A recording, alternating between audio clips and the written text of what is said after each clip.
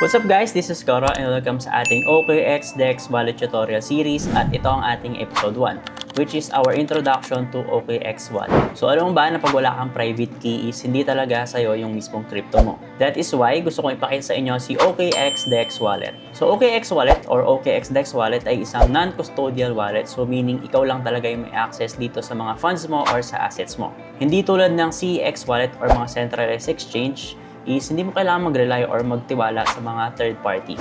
And by the way guys, ang OKX wallet ay isang multi-chain Web3 ready na wallet. So meaning support siya ng multi-chain katulad ng mga Solana, Ethereum, Aptos, Arbitrum at iba pa. Bukod doon, OKX wallet also supports DeFi, NFTs, and token swap. So halos wala ka na talagang hahanapin sa OKX wallet. Bukod sa sure na sa yung assets mo is talagang sobrang daming features nito na talagang pwede mo gamitin sa iyong Web3 journey.